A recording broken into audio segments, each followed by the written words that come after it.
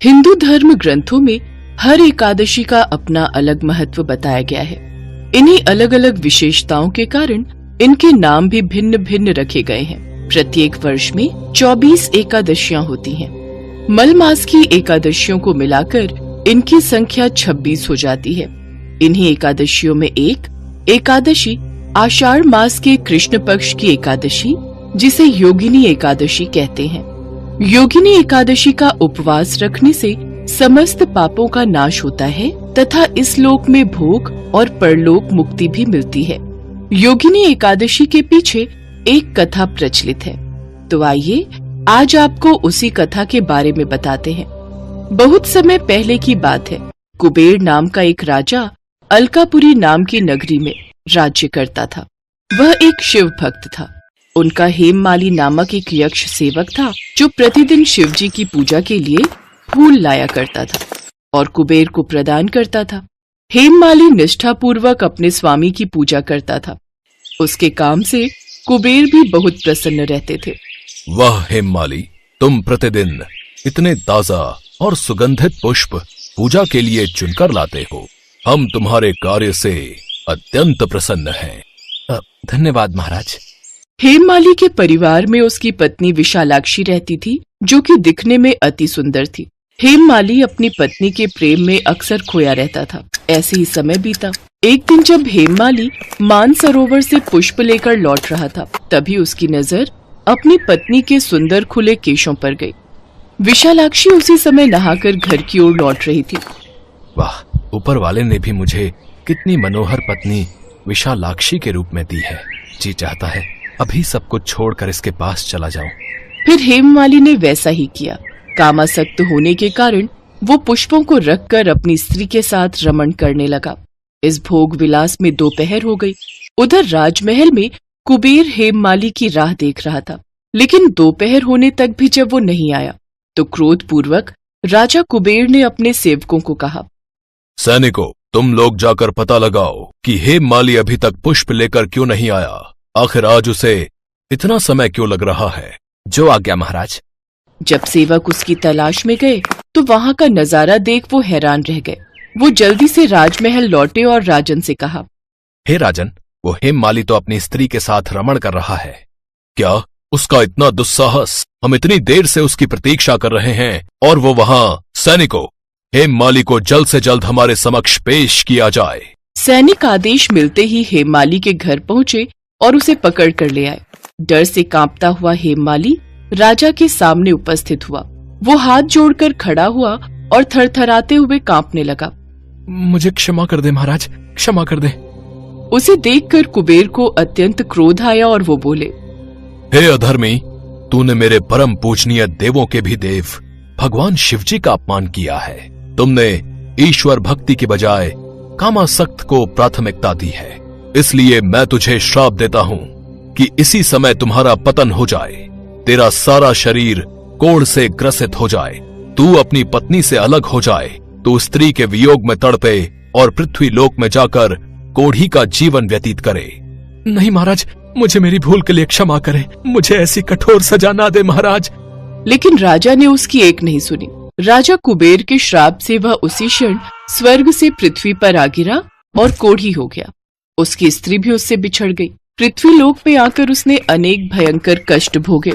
वो कई सालों तक जंगलों में भटकता रहा, भूख प्यास से व्याकुल रहा, किंतु शिव की कृपा से उसकी बुद्धि मलिन न हुई और उसे पूर्व जन्म की भी सुध रही। अनेक कष्टों को भोगता हुआ तथा अपने पूर्व जन्म के कुकर्मों को याद करता हुआ वह हिमालय पर्वत की तरफ चल पड़ा। चलते चलते वह मार्कंडेय ऋषि के आश्रम में जा पहुंचा। वह ऋषि अत्यंत वृद्ध तपस्वी थे। वह दूसरे ब्रह्मा के समान प्रतीत हो रहे थे और उनका वह आश्रम ब्रह्मा की सभा के समान शोभा दे रहा था। ऋषि को देखकर हेममाली वहां गया और उन्हें प्रणाम करके उनके चरणों में गिर पड़ा। हेममाली को देखकर मार्कंडेय ऋषि ने कहा, तूने कौन से निकृष्ट कर्म किए हैं जिससे तू कोढ़ी हुआ और भयानक कष्ट भोग रहा है? हे मुनि श्रेष्ठ, मैं राजा कुबेर का अनुचर था। मेरा नाम हेममाली है। मैं प्रतिदिन मानसरोवर से फूल लाकर शिव पूजा के समय कुबेर को दिया करता था। एक दिन पत्नी सहवास के सुख में फंस जाने के कारण मुझे समय का ज्ञान ही नहीं रहा और दोपहर तक पुष्प ना पहुंचा सका। तब उन्होंने मुझे श्राप दिया कि तू अपनी स्त्री का वियोग और पृथ्वी लोक में जाकर कोढ़ी बनकर दुख भोगेगा। इसी कारण मैं कोढ़ी हो गया हूँ तथा पृथ्वी पर आकर भयंकर कष्ट भोग रहा हूँ। अतः कृपा करके आप कोई ऐसा उपाय बताएं जिससे मेरी मुक्ति हो।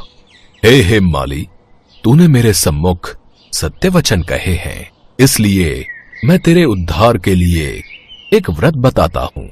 यदि तू आषाढ़ माह के कृष्ण पक्ष की योगिनी नामक एकादशी का विधान पूर्वक व्रत करेगा तो तेरे सभी पाप नष्ट हो जाएंगे। हेममाली ने योगिनी एकादशी के पालन का संकल्प लिया और वहां से चला गया। फिर आषाढ़ माह के कृष्ण पक्ष को उसने योगिनी एकादशी का व्रत श्रद्धा पूर्वक और नियम पूर्वक पालन किया। उस व्रत के प्रभाव से वो पूरी तरह कोढ़ मुक्त हो गया। अपने निरोगी शरीर को प्राप्त करके वो वापस अपनी नगरी अलकापुरी लौट गया और अपनी पत्नी के साथ सुख पूर्वक रहने लगा। ऐसी मान्यता है कि इस योगिनी एकादशी की कथा का फल 88,000 ब्राह्मणों को भोजन कराने के बराबर है। इसके व्रत से सभी पाप नष्ट हो जाते हैं और अंत में मोक्ष प्राप्त करके प्राणी स्वर्ग का अधिकारी बनता है। योगिनी एकादशी व्रत के दिन सुबह स्नान करने के बाद भगवान विष्णु और माता लक्ष्मी को पीले आसन पर स्थापित करें। फल, फूल, माला, रोली, चंदन और अक्षत लेकर विधिवत भगवान की पूजा अर्चना करें। भगवान को लाल और पीले फूल अत्यधिक प्रिय हैं। सच्ची श्रद्धा और लगन से भगवान विष्णु और माता लक्ष्मी की पूजा करने से जीवन में सकारात्मक ऊर्जा का संचार होता है। माता लक्ष्मी की कृपा से धन भंडार भरता है, लोगों का स्वास्थ्य उत्तम होता है, आर्थिक तंगी से छुटकारा मिलता है। गृह कलेश और दुख दरिद्रता से बचने के लिए योगिनी एकादशी का व्रत किया जाता है। योगिनी एकादशी का व्रत पूर्ण करने के उपरांत गरीबों को दान देने से यश और कीर्ति में वृद्धि होती है।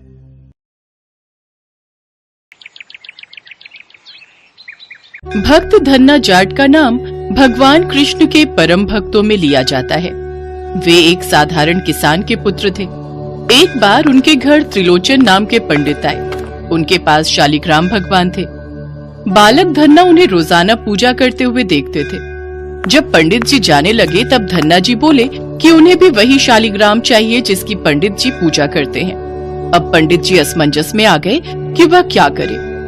पंडित जी, मुझे भी शालिग्राम की पूजा करनी है, आप मुझे ये दे दो, मैं रोज इसकी पूजा करूंगा।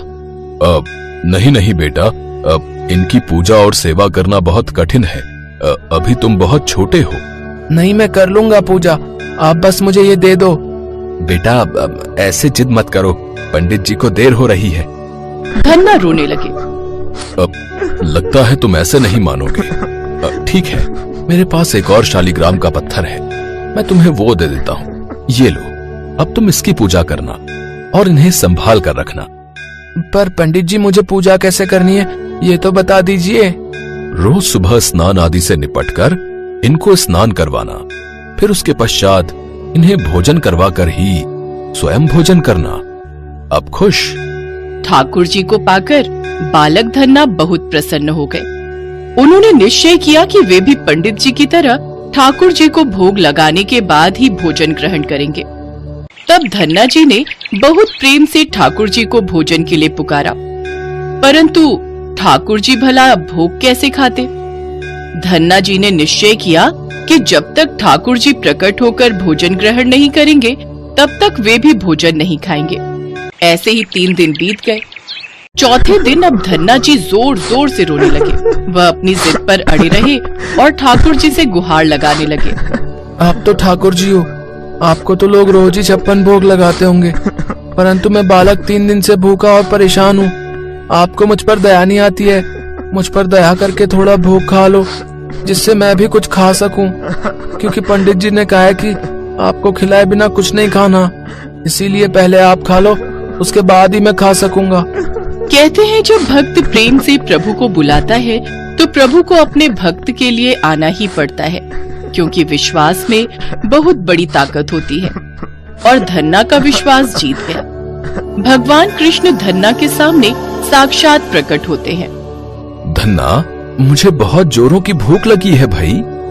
हाँ, तो मैं भी तो तुम्हें कब से बोल रहा था कि आओ और अपनी रोटी खा लो।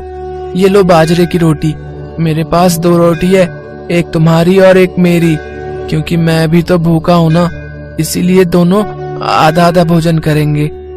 अब रोज इतनी देर मत लगाना, मैं रोजाना तुम्हारे हिस्से का रख दिया करूंगा, फिर हम दोनों एक साथ खाएंगे।